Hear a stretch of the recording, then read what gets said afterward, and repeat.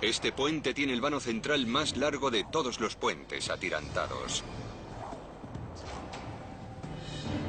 Se enfrenta a desafíos que destrozarían cualquier puente normal. El agua es demasiado profunda, el fondo marino demasiado blando y está sobre una línea de falla. ¿Cómo se diseña un puente que pueda con lo peor de la naturaleza? ¿Qué se necesita para construir una de las estructuras más grandes del mundo?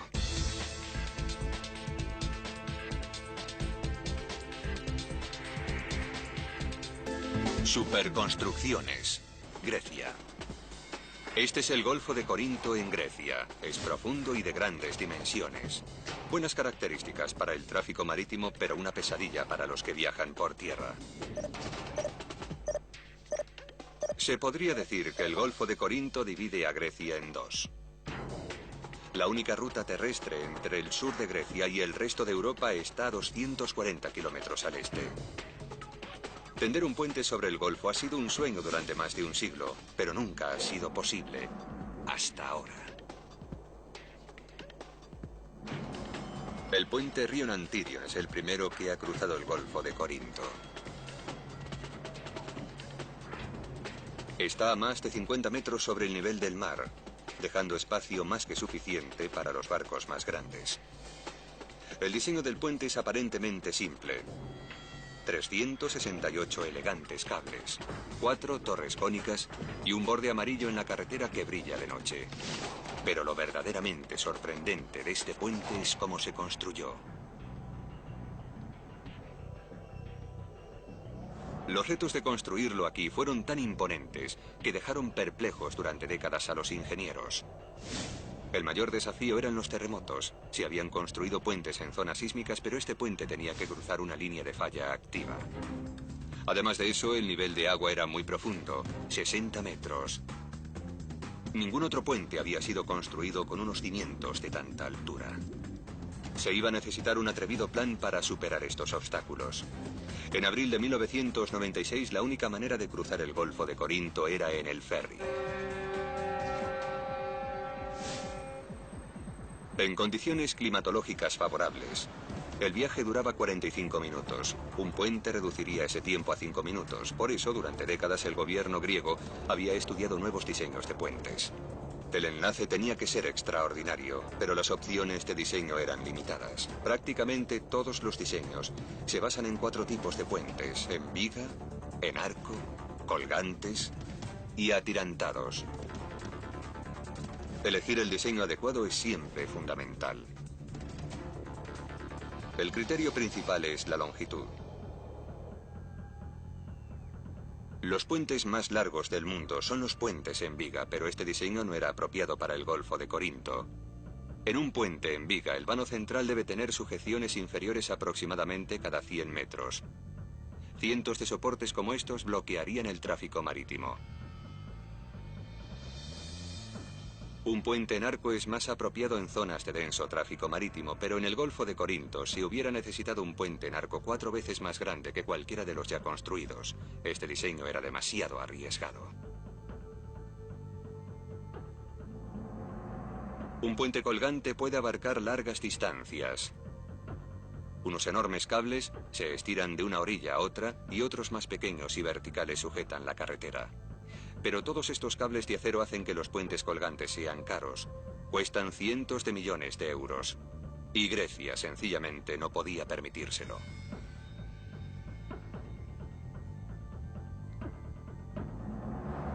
Esto dejaba solo una opción: un puente atirantado. En este diseño no hay cables caros, sino cables pequeños que cuelgan directamente de las torres.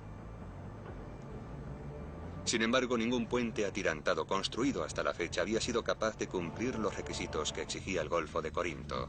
El plan más prometedor llegó de una empresa francesa, Vinci. El diseño de Vinci intentaría construir el puente atirantado más largo del mundo. Iba a necesitar 4 torres consecutivas, algo que nunca antes se había hecho. Y una carretera de 2.200 metros quedaría suspendida de los gigantescos soportes.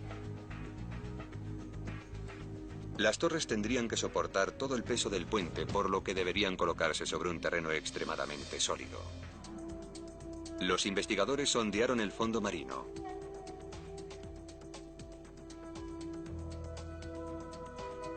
A 15 metros no encontraron más que lodo y arena. Otros 90 metros más abajo aún no habían encontrado fondo firme. Habían descendido 450 metros y seguían sin encontrar fondo marino. Esto supuso un gran revés. Los ingenieros no podían construir un puente que batiera récords sin un fondo resistente que lo soportara. Durante los terremotos, un lecho marino poco sólido se licua, lo que podía provocar que las torres se inclinaran y destrozaran el puente. El diseño de Vinci no era apropiado. Así que los ingenieros volvieron a su mesa de trabajo y regresaron con un plan aún más audaz. Reforzarían el lecho marino incrustando cilindros de metal de 30 metros, cientos de ellos bajo cada torre. En caso de terremoto, estos tubos mantendrían el fondo firme.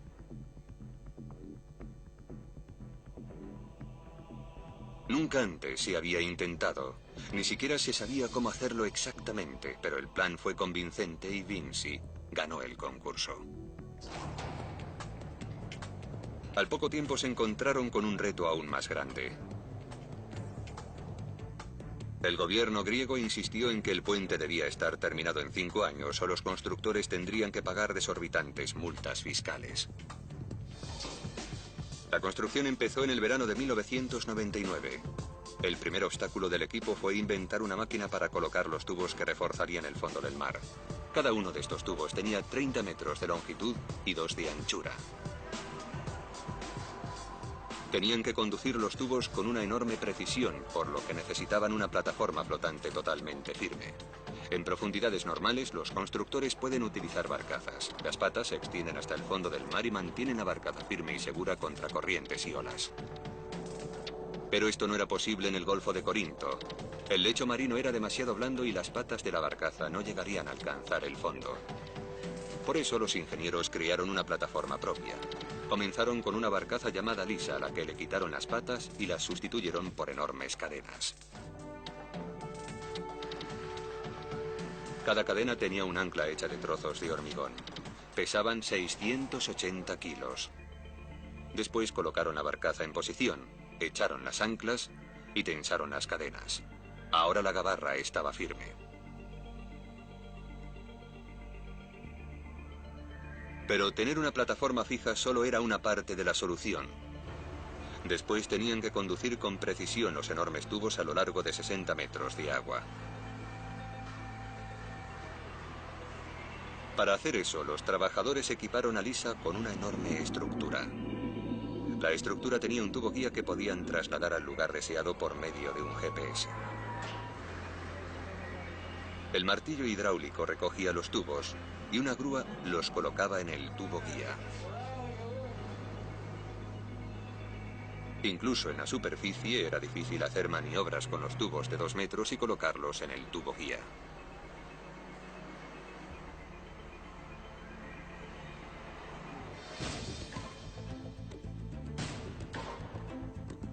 Una vez conseguido esto, había que hacer descender los cilindros al fondo marino.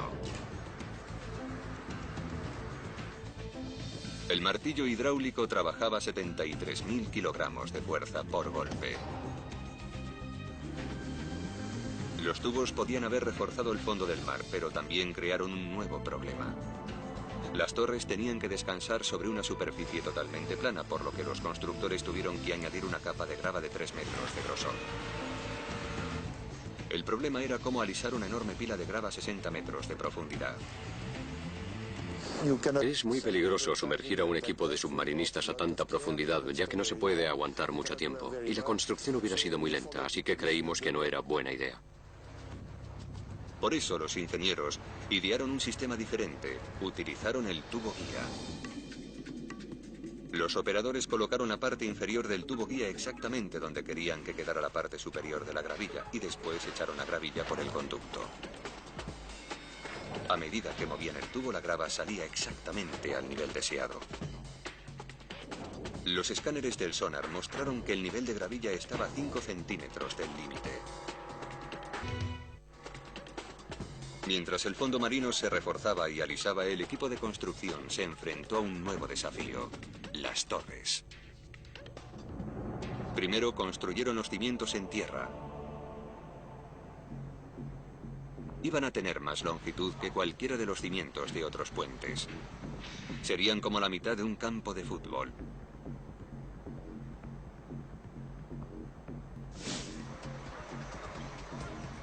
El equipo empezó a construir los cimientos poniendo una densa base de barras de aluminio de refuerzo. Se necesitaron casi 2 millones de kilogramos de barras solo para los cimientos de las torres. Después, 19 millones de litros de hormigón. Pero no lo podían verter. La densa red de barras podía crear bolsas de aire.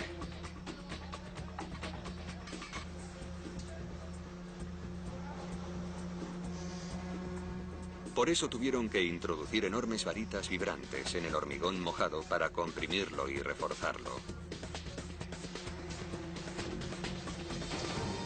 En esta fase los cimientos parecían un enorme platillo volante. Pero por desgracia era demasiado pesado para volar. El equipo iba a tener problemas para sacarlo de la dársena.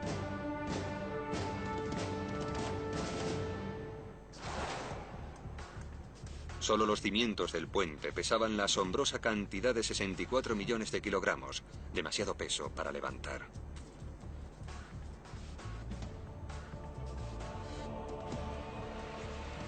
De modo que los ingenieros diseñaron una inmensa estructura para incorporar 32 compartimentos de aire que lo permitieran flotar. Para hacer flotar los cimientos inundaron totalmente la zona de construcción. Pero aún así se necesitó un motor de 25.000 caballos para moverlos.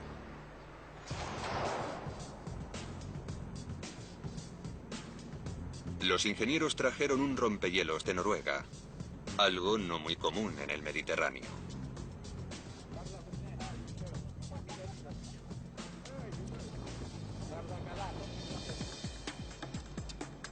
Los cimientos se extendían a 12 metros de profundidad. Pero ahora llegaba el verdadero desafío: convertirlos en torres de 230 metros de altura. Si los trabajadores hubieran construido las torres en el muelle, habrían sido demasiado pesadas de levantar. De ahí que las tuvieran que construir a flote.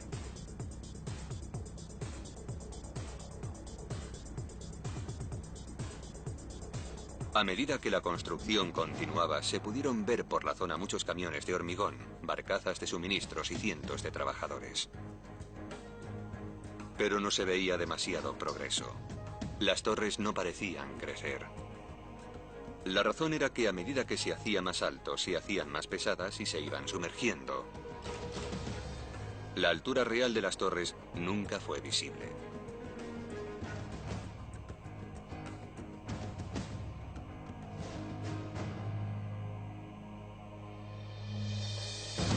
En mayo de 2001, tras un año de construcción, la primera torre flotante estaba preparada. Ahora el equipo tenía que trasladarla y sumergirla correctamente. El margen de error era de solo 10 centímetros. Se necesitaron 3 remolcadores para colocar la estructura en posición. Después los trabajadores añadieron lentamente el agua a los 32 compartimentos de los cimientos. Su precisa colocación sobre el fondo marino era fundamental, por lo que fue controlada por GPS.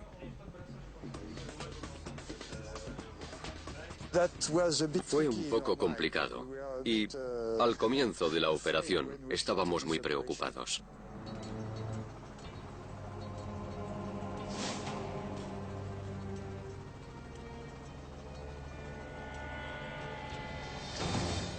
Centímetro a centímetro hicieron descender la torre hacia el fondo del golfo.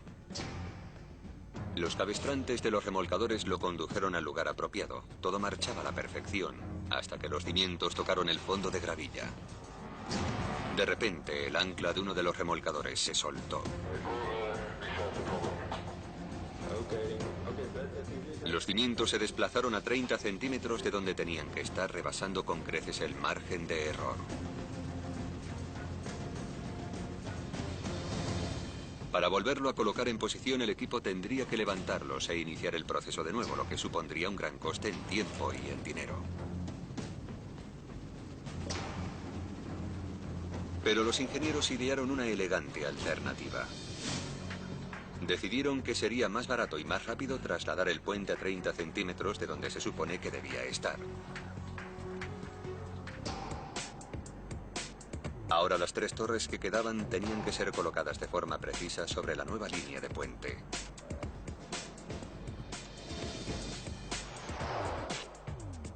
Los diseñadores de las torres se habían enfrentado a un problemático dilema. Las torres tenían que ser fuertes para que pudieran soportar terremotos, pero cuanto más pesa una estructura, más impacto hacen sobre ella los terremotos.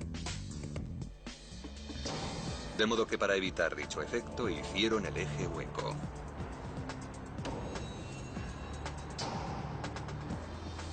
Los ingenieros pudieron inspeccionar el interior de las torres después de que el puente estuvo terminado a través de un acceso de la parte inferior de la carretera.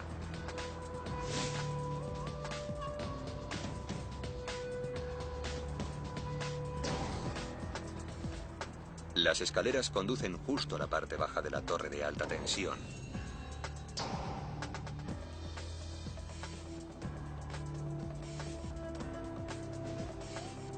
Desde allí hay que bajar por una escalera que conduce a cientos de escalones más. Pero esto tampoco es la parte más baja. Está tan solo al nivel del agua. Allí hay una puerta de acceso a inspecciones exteriores y también al aire fresco.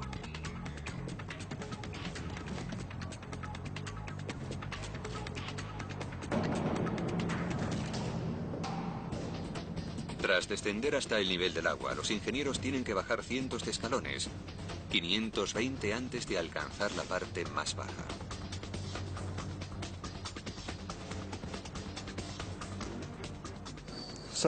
Ahora estamos en la parte baja de la torre. Estamos a 60 metros por debajo del nivel del mar. Debajo de este hormigón está el lecho marino.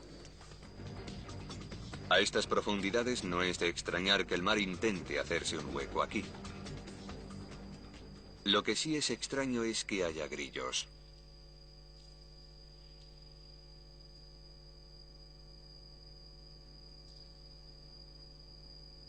Las puertas de acceso dan a cámaras de aire vacías en el interior de los cimientos de las torres, donde hay unos artilugios de vigilancia colocados en las paredes que sonarán si detectan agua. Un acelerómetro registra los más mínimos movimientos de la torre durante los terremotos.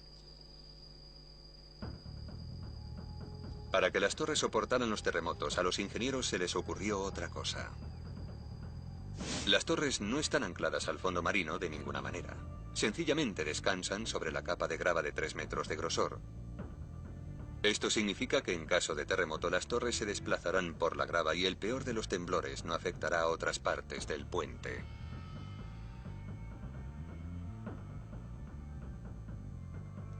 Los ingenieros calcularon que las torres podrían desplazarse casi 2 metros sin poner en peligro la integridad del puente. Eso era muy beneficioso para la estructura, porque en caso de terremoto no hay peligro de derrumbe.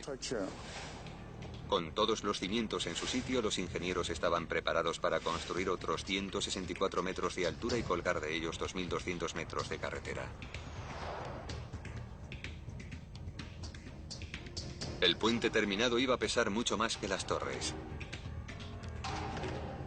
Y este peso añadido haría que los cimientos se sumergieran en el fondo del mar. Pero nadie sabía con exactitud a qué profundidad se hundirían. Y eso podía tener consecuencias catastróficas. Por eso los ingenieros tuvieron que fijar las torres haciéndolas pesar miles de kilogramos más. Para ello utilizaron agua del mar para llenar completamente los cimientos. El plan funcionó y el agua hizo que los cimientos se terminaran de fijar. Ahora los ingenieros sabían que serían estables cuando el puente estuviera terminado.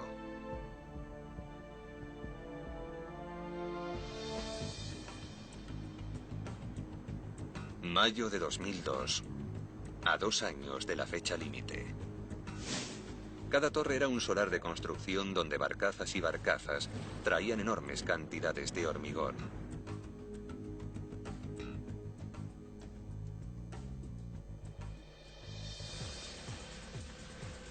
Las torres se alzarían de la superficie del agua en 4 secciones diferentes, todas de fundamental importancia y complejidad y enormes retos por sí mismas.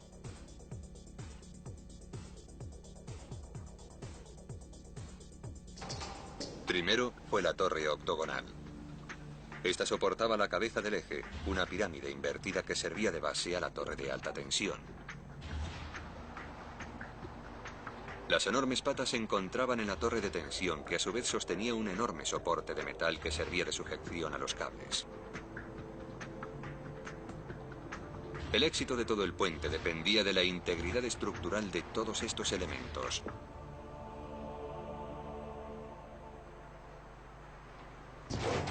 Pero los ingenieros estaban a punto de descubrir que habían pasado por alto un punto débil.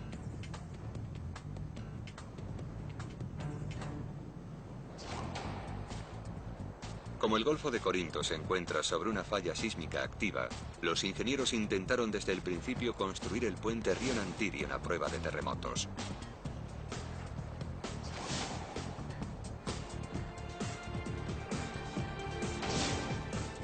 Los elementos más complejos eran las bases de las torres, de 16 metros de altura y unos extremos de 40 metros de anchura.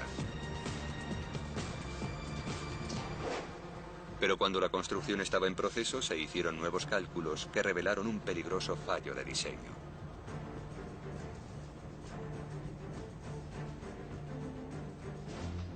Un terremoto tendría un impacto sobre la base de las torres mucho mayor del que se creyó en principio. Con el diseño que estaba en marcha, el puente no resistiría a los terremotos. Era demasiado tarde para volver a diseñar las torres, pero no para aumentar la fuerza de la pirámide. Los ingenieros añadieron enormes cantidades de refuerzos de aluminio, más que a ninguna otra parte del puente, hasta que los inspectores estuvieron satisfechos con la resistencia de los ejes. La construcción podía ahora continuar como estaba planeada. La siguiente fase era muy complicada. Los ingenieros tuvieron que tomar precauciones extremas para construir la pirámide. La pirámide completa sería rígida, pero mientras se construía, antes de unir sus 4 partes, podía ser muy peligrosa. En medio del estrecho hay una línea de falla y eso es algo que hay que tener en cuenta cuando se trabaja con hormigón y con grúas. Y lo cierto es que complican mucho las cosas. Si se hubiera producido un terremoto durante la construcción, las patas de la pirámide habrían acabado en el mar.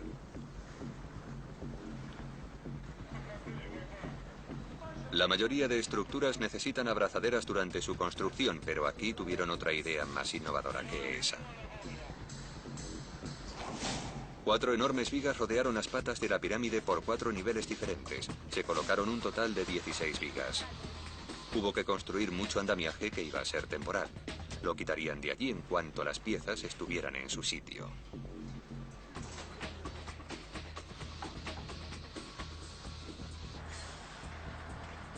Esto supuso mucho tiempo, dinero y materiales. Pero era importante a pesar de preferir no tener que utilizarlo.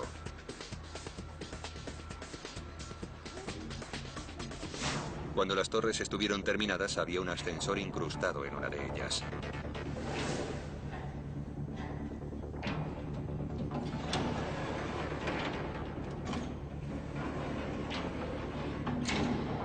Pero aún así el viaje a la parte más alta seguía siendo arduo. El ascensor no llegaba hasta arriba, se quedaba en la torre de alta tensión donde se unían las patas.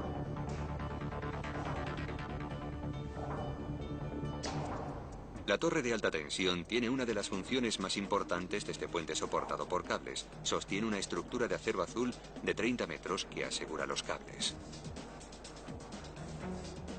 Toda la carga de la carretera está anclada aquí mediante los cables.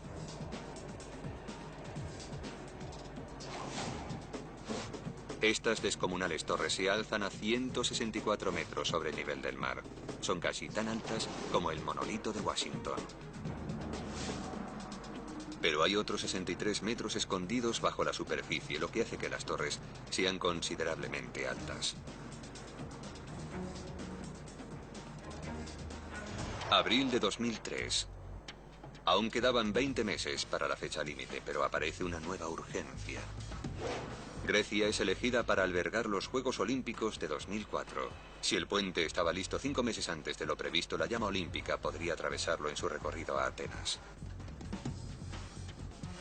Los constructores se comprometieron a que esto ocurriera.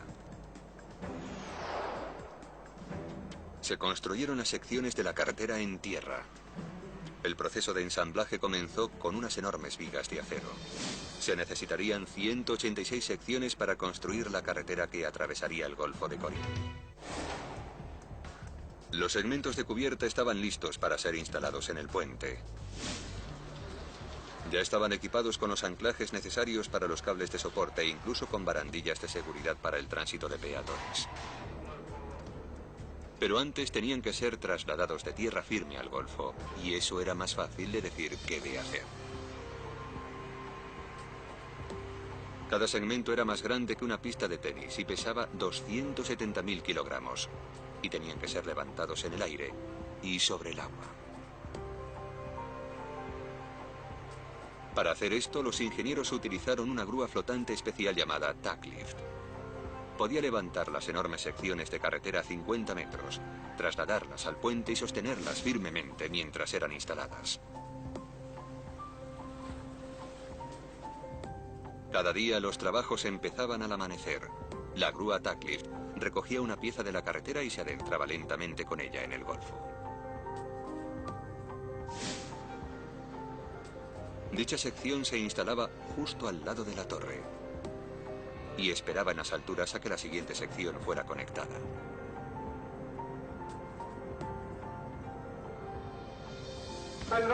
A medida que la grúa se acercaba al puente, un miembro del equipo holandés era el responsable de dar las indicaciones oportunas. El capitán guiaba la barcaza al lugar indicado hasta que la nueva sección llegaba a la carretera ya existente. Los topógrafos utilizaron lo último en tecnología para asegurarse una precisión milimétrica, pero se encontraron con un problema. El viento era tan fuerte que ni siquiera la grúa Tacklift podía sujetar el vano firmemente. Tuvieron que esperar 2 horas.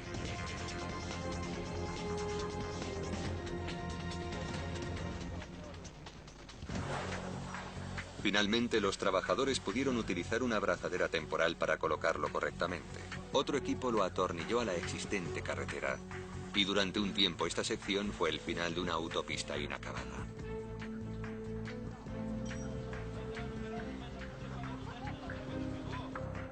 Cuando se retiró la grúa del puente, las nuevas secciones de la cubierta se sujetaron con cables que a su vez estaban anclados a la estructura de la torre de alta tensión.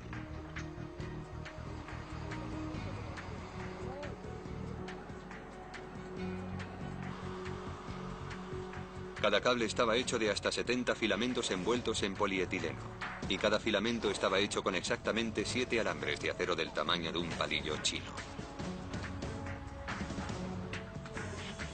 Cuando instalaron los cables, cortaron los extremos sobrantes y les aplicaron una capa especial para prevenir la oxidación. Se necesitaron 368 cables en total para sujetar la carretera que medía más de 2 kilómetros y 40 kilómetros de cables hechos de 4,5 millones de kilogramos de acero. En el verano de 2003 quedaba solo un año para que la antorcha olímpica cruzara el puente. Tras una temporada de trabajo relativamente fácil, los trabajadores se enfrentaban ahora a una de sus peores pesadillas. Un terremoto azotó el puente aún sin terminar. Fue el 14 de agosto de 2003. Se produjo un temblor de 6,2 grados en la escala de Richter cuando las torres estaban aún en construcción.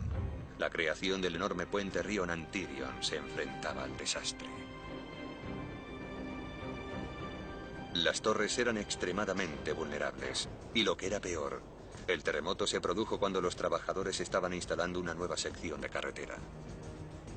Milagrosamente, nadie resultó herido de gravedad.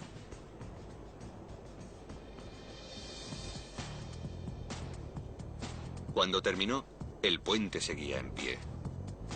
Los equipos de construcción habían esquivado el temblor y evitado una catástrofe. Las torres seguían allí. El caro andamiaje y las abrazaderas habían merecido la pena.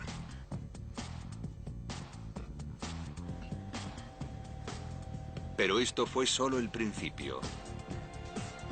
Los ingenieros sabían que habría más terremotos. Por eso diseñaron el puente con una característica de seguridad única. La carretera es como un enorme columpio. Así, en caso de terremoto, se puede mover libremente, siendo inmune a los temblores de tierra más violentos. Pero el propio diseño que protege al puente de los terremotos lo hace vulnerable a los vientos. El reto al que se enfrentaron los ingenieros fue construir una carretera que no se balanceara con el viento, pero que sí se pudiera balancear durante un terremoto. Para soportar condiciones climatológicas adversas, los diseñadores crearon un innovador sistema de tornapuntas. Con fuertes vientos, esta tornapunta principal lo sostendría firmemente y evitaría que la carretera se moviera. Cuando las condiciones climatológicas son más extremas, es decir, cuando hay un terremoto o algo parecido, este sistema no es suficiente. Pero con este diseño, en casos extremos, el sistema de amortiguadores sí sería suficiente. Los enormes reguladores actúan como los amortiguadores de los coches. Permiten que la carretera se mueva para que pueda soportar los terremotos, pero al mismo tiempo evitan que se balancee demasiado violentamente o que las torres se vean afectadas. Si la cubierta se balanceaba, absorbería la energía del terremoto y no tendríamos consecuencias catastróficas ni en la carretera ni en la torre. La solución era absorber la energía del terremoto y para ello era importante que el puente se pudiera balancear. La cubierta se tenía que poder balancear y absorber el movimiento con los amortiguadores. Esta suspensión permite que la carretera se mueva hasta 5 metros. En caso de terremoto, dicha carretera lo soportará sin problemas. Otro complicado reto de diseño predecía el comportamiento de los cables. Todos los cables vibran, pero demasiadas vibraciones terminarían dañando el puente. Por eso los ingenieros incorporaron dos innovadores sistemas para intentar evitar posibles problemas en el futuro. Aunque el ojo inexperto puede fácilmente pasarlos por alto, están a plena vista. En cada cable hay un anillo. Si los cables del puente Río Nantirion vibran demasiado, los ingenieros pueden colocar un cable adicional que une todos los anillos. Es como silenciar un arpa poniendo la mano en las cuerdas. En los cables hay otro pequeño artilugio. Estos son más pequeños y menos visibles que los anillos. Se trata de un resalte que recorre la longitud de la funda blanca de los cables. Parece ornamental, pero lo cierto es que tiene un papel fundamental en la longevidad y seguridad del puente. Esta fue una lección que un puente de Texas aprendió a la fuerza. El puente Fred Hartman, en Baytown, no es tan grande como el río Nantirion en el centro de Grecia. El vano central es de 380 metros y no de 2000, y atraviesa un río, no el Golfo de Corinto. No hay ninguna línea de falla sísmica y la profundidad del agua no es excesiva. Por eso fue toda una sorpresa que los cables del Fred Hartman empezaran a portarse mal. Y no solo un poco mal. Los cables vibraban tanto que empezaron a romper en pedazos el puente. Las vibraciones eran intermitentes y su porqué era todo un misterio. Con buen tiempo no había problemas. Con fuertes vientos o lluvias intensas tampoco había problemas. Pero con lluvias suaves y vientos suaves provenientes de una determinada dirección sí había problemas. Tras un sinfín de análisis y pruebas de túnel de viento se pudo saber por qué. Al parecer, tan solo un pequeño chorro de agua podía acabar con los cables. El agua cambiaba el perfil de cada cable lo suficiente para que el viento los pusiera en movimiento. Sin embargo, si había un viento fuerte, este alejaba el agua de los cables. Y si había demasiada lluvia, no se formaban pequeños chorros de agua.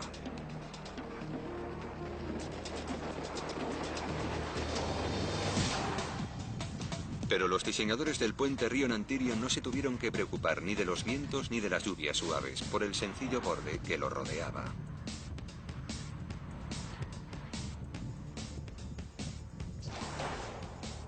En la primavera de 2004, la nueva fecha límite de agosto estaba cada vez más cerca. Si la llama olímpica iba a cruzar el puente, todas las secciones de la cubierta tenían que estar colocadas. En mayo, la grúa Tacklift trasladó la última sección de carretera desde la plataforma hasta la línea del puente. Finalmente, los esfuerzos de los contratistas habían merecido la pena. Las autoridades griegas vieron la llama olímpica cruzar su espectacular puente. Una semana después, el puente se abrió al tráfico 4 meses antes de su fecha límite original.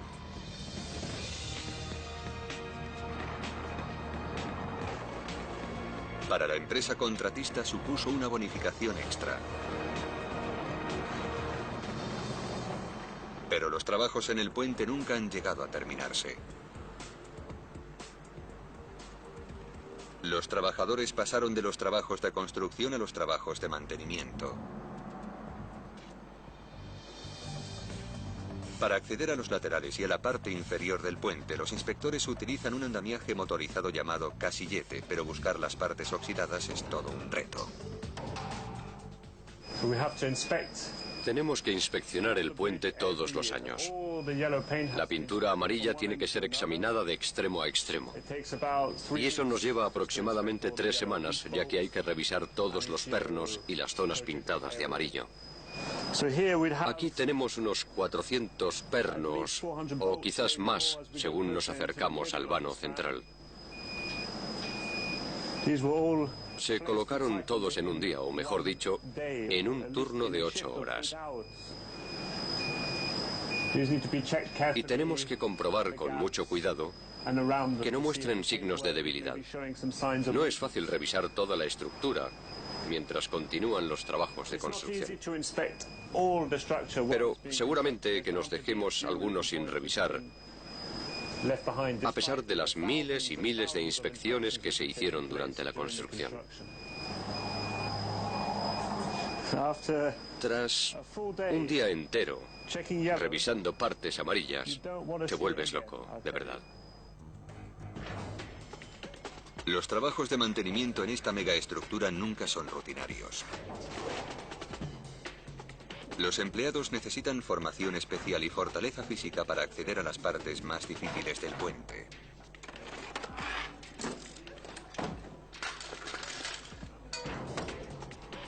Desde la parte alta de las torres, las vistas son espectaculares.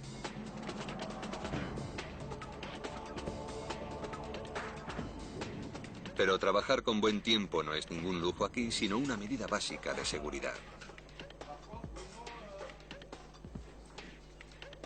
El más mínimo error puede ser fatídico.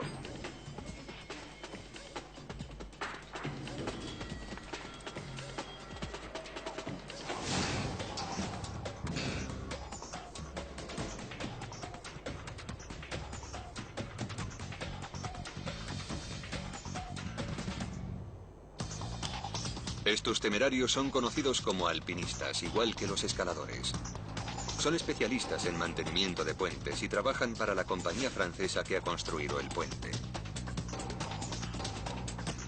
Estos alpinistas llegan a los lugares más insospechados. Como medida de seguridad, perforan un único agujero. Allí colocan un único perno. y de él dependerá su seguridad.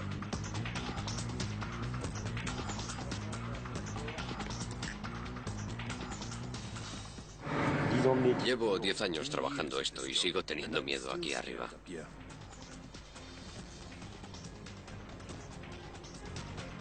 Cuando los alpinistas llegan a los cables, se cuelgan de una especie de rodillos.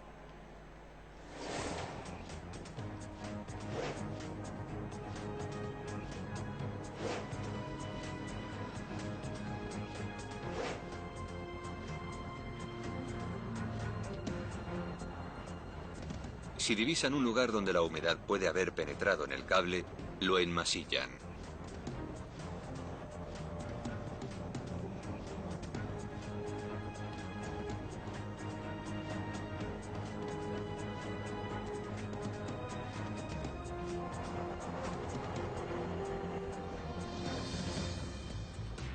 Normalmente empiezan por la parte superior y luego van descendiendo.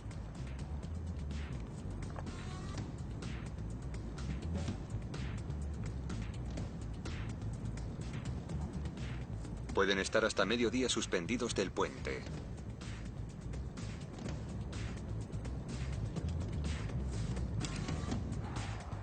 Repiten esta operación durante meses hasta que revisan los 368 cables.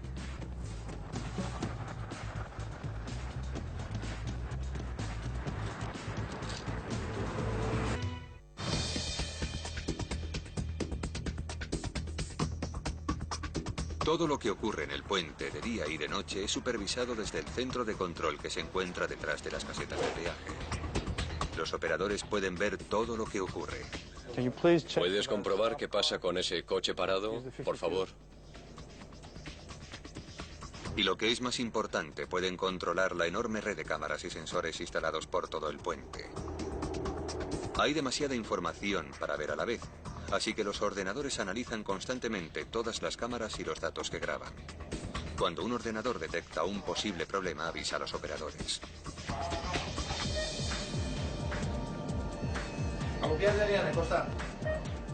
Si se produce una situación peligrosa en el puente, los operadores pueden volver a programar rápidamente las señales para avisar a los submarinistas. El puente Río Nantirion se enfrenta a una serie de desafíos que ningún puente normal podría soportar. Fuertes terremotos, aguas extremadamente profundas, rápidas corrientes y un fondo marino poco sólido. Y además de todos esos peligros, corre los mismos riesgos que el resto de las megaestructuras. Uno de los peores son los relámpagos.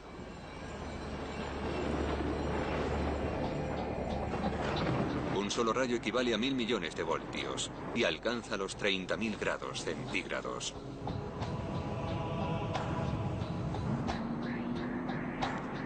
Los rayos son atraídos por el metal y buscan los puntos más altos. Por eso los puentes son uno de sus objetivos principales. Los diseñadores del puente Río Nantirion tuvieron esto en cuenta.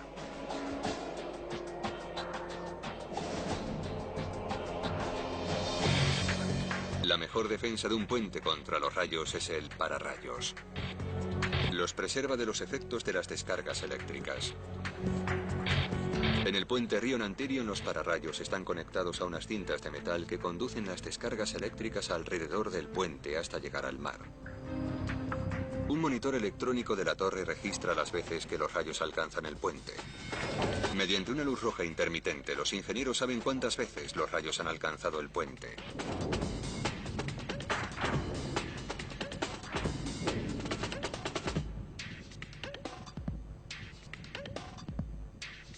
Los pararrayos han funcionado bien muchas veces, pero el 27 de enero de 2005, un enorme rayo alcanzó uno de los cables. Los operadores cerraron el puente inmediatamente. 40 minutos después, el cable se cayó a la cubierta. Estaba completamente quemado.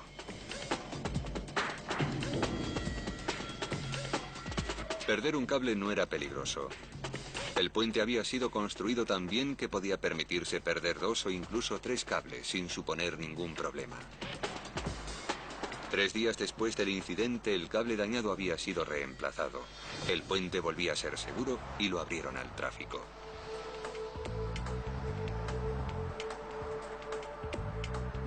La rápida reparación supuso otro triunfo para los constructores de esta megaestructura y sigue siendo motivo de orgullo para los que estuvieron implicados. Tuve mucha suerte porque trabajé en la construcción del puente. Me gusta que mi hijo diga, mi papá construyó el puente. Y a veces me dice, venga papá, vamos al puente, a tu puente. Y eso me hace sentirme muy orgulloso.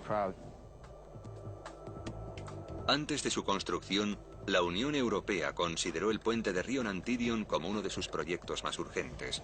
Actualmente el enlace ha cambiado la geografía de la región.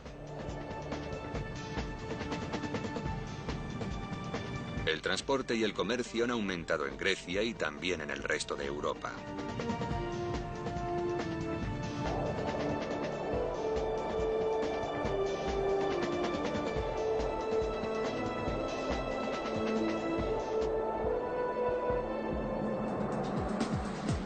Más de 100 años después de que el Parlamento de Grecia propusiera construir un puente aquí, solo 5 años después de que empezara su construcción, este puente aparecía en los libros de récords.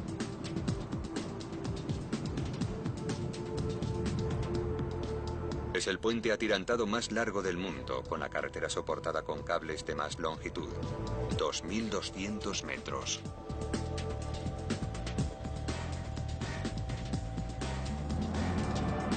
Tiene los cimientos más grandes del mundo y también los más profundos, 60 metros por debajo del mar. Una ingeniería altamente innovadora permite que el puente Río Nantyrion sobreviva donde para otros puentes sería imposible. Permanece como una de las superestructuras del mundo.